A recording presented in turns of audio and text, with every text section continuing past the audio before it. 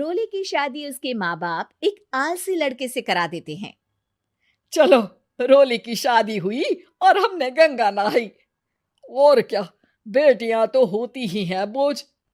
हाँ, पर अब क्या चिंता, उतार तो दिया बोझ तुमने, अब वो लोग समझे। ससुराल में रोली का पति कहता है, देखो, मैं कोई काम नहीं करता, ये बात तुम्हारे मम्मी पापा को बता दी थी मैंने। अब जो किराया आता है दुकान का, उसी से घर का गुजारा करना है। कभी भूल से भी कोशिश ना करना किसी चीज की डिमांड की।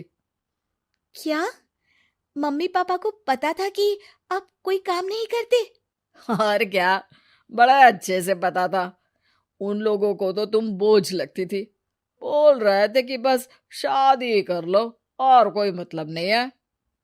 रोली को यह सुनकर बहुत गुस्सा आता है, लेकिन करती भी तो क्या, क्योंकि वो जानती थी कि उसके माता पिता ऐसे ही हैं। जैसे तैसे रोली दिन काट रही थी। रोली को एक प्यारी सी बेटी होती है। धीरे धीरे वो बड़ी होती है और उसके साथ उसकी जरूरतें भी बढ़ती जाती हैं। सुनिए जी, अब तो सिमी बड़ी हो रही है, उसका स्कूल में दाखिला कराना है। मैंने अब तक तो जैसे तैसे समय काट लिया, लेकिन मैं बच्ची की परवरिश में कोई कमी नहीं रखूंगी। अरे क्या है यार, अब तो लगता है कोई ना कोई काम ढूंढना ही पड़ेगा। अब पति रोज काम की तलाश में जाता और बिना किसी काम के वापस आ जाता।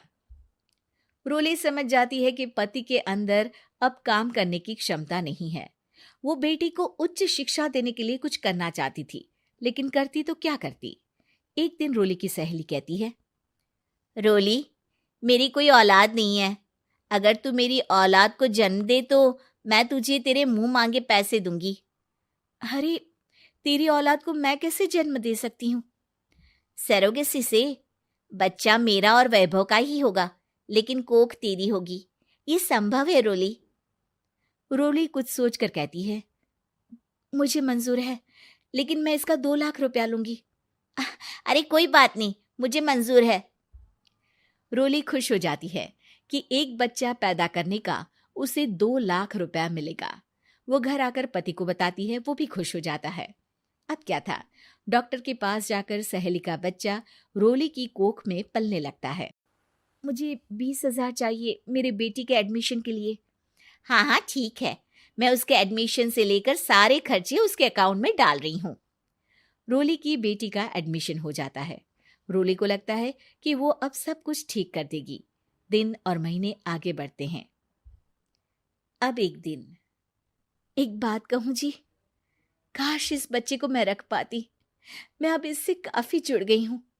अरे यार, पता नहीं किसका बच्चा है, अपने पास है ना अपनी मुन्नी। हाँ, लेकिन अब मैं भी इस बच्चे से जुड़ाव फील करने लगी हूँ। लेकिन मैं ये जानती हूँ कि ये मेरा बच्चा नहीं है।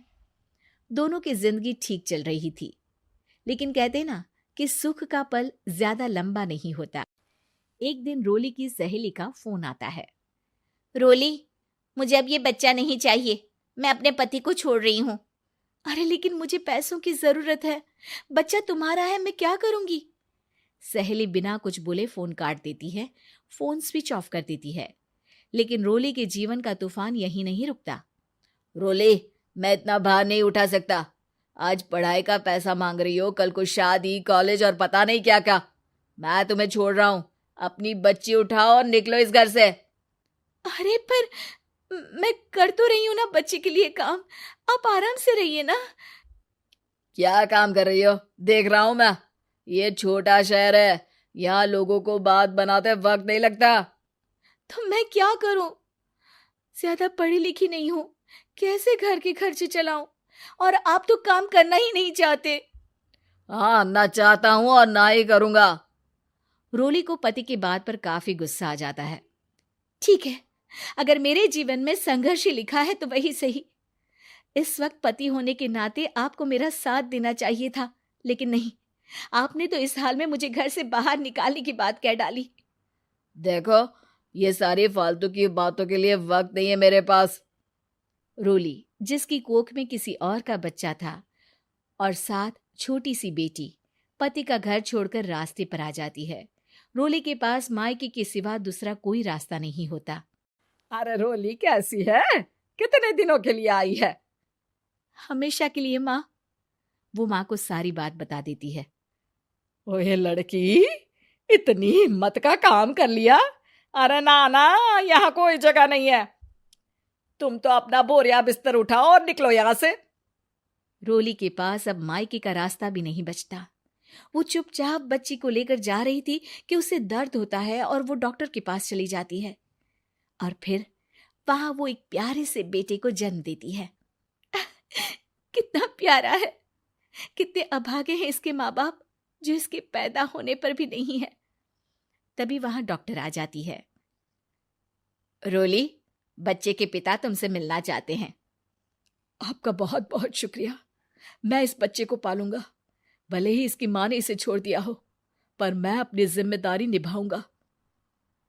तो क्या आप मुझे इसके पैदा करने के लिए जिन पैसों की बात हुई थी वो भी देंगे? हाँ, और साथ ही आप चाहें तो मेरे घर में रहकर मेरे बच्चे की देखभाल भी कर सकती हैं। मैं उसके लिए आपको सैलरी दे दिया करूंगा। रोली को लगता है कि जैसे भगवान ने उसके लिए सुकून का रास्ता खोल दिया। वो अब मुकेश के साथ उसके घर चली जाती है, जहां रहकर वो उस बच्चे की देखरेख करती है। अब मुकेश के घर को रोली अच्छे से संभाल लेती है। उसके लिए खाना बनाने से लेकर बच्चों की देखभाल और घर की देखरेख। धीरे धीरे मुकेश को रोली से प्यार हो जाता है। रोली, तुम्हारी बेटी और मेरा बेटा बिल्कुल भाई बहन की तरह साथ रहते हैं। हाँ, आखिर है तो एक ही कोख के बच्चे, अटैचमेंट तो होगा ही ना। रोली, तुमने घर और मुझे दोनों को संभाल लिया। ये तो मेरा काम है। आपने भी तो मुझे छत दी जिससे मैं अपनी बेटी की पढ़ाई और भविष्य के लिए पैसे जोड़ सकूं। अब रोली, क्या तुम मुझसे शादी करोगी? अब मैं जानता हूं तुम्हारी भी शादी कुछ खास अच्छी नहीं रही। रोली को मुकेश की बात ठीक लगती है। वो उसे हाँ बोलने की सोच ही रही होती है कि उसके पहले पति का फोन आ जाता है। रोली, मैं बहुत परेशान हूं। मेरा एक्सीडेंट हो गया है। मैं चाहता हूं तुम वापस आ जाओ। रोली को पुराने पति की चिंता होने लगती है। वो सोचती है कि वो क्या कर रही थी। हाँ हाँ ठीक है, मैं आ रही हूँ। हाँ रोली, आ जाओ, लेकिन बच्ची को कहीं हॉस्टल में छोड़कर आना, क्योंकि मैं नहीं चाहता कि हम लोगों के बीच फिर से वो सारी बातें हो। रोली को समझ आ जाता है कि पति आज भी सुधरा नहीं है। वो पति के पास जाने से इनकार कर मुकेश को हाँ कर देती है। दोस्तों, हमें उम्मीद है कि आपको हमारी ये कहानी पसंद आई होगी। कृपया हमारे चैनल को सब्सक्राइब करें और सभी अपडेट्स के लिए बेल आइकन जरूर दबाएं। और हाँ, वीडियो लाइक और शेयर करना मत भूलिएगा। Bye bye.